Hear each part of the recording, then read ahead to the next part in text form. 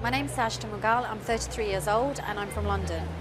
10 years to this day, I was working in the City of London. It was a normal day for me in terms of I was heading into the city for work.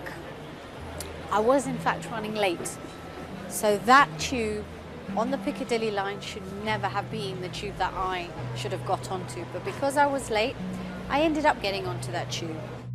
10 seconds into the tunnel, on its way to Russell Square, there was a massive bang, which I now know was the explosion. The train came to a sudden standstill, but it felt like the train completely shook. The lights went out. Black smoke started to fill up the carriage. Complete silence, I remember initially, but then that silence went into screams, crying, people banging on the doors, people crying. But for me, I remained completely still. And I remember going into shock, where then I had a gush of thoughts. And I started to remember my loved ones. And I honestly thought that I was going to die that day. Physically, I was completely covered in black smoke. My hands, my face, my suit. I remember having to take off in the carriage my blazer and literally wrapping it around my face because it started to suffocate me. Eventually, what happened was the emergency services came down to rescue us. We need to clear now Russell Square.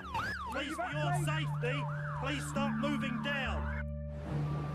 They came in through the carriages, escorted us out onto the tracks, back to King's Cross. I tried to call loved ones. I couldn't get through on the network systems were down, and I had to make my way home on foot, and that's exactly what I did. I walked back, and it took me hours.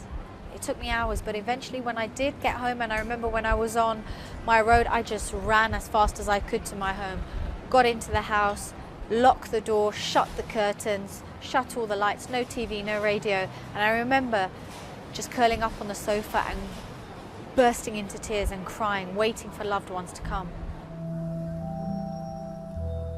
I was completely shocked. I thought the UK would never suffer a bombing, and not in London and not on the underground system.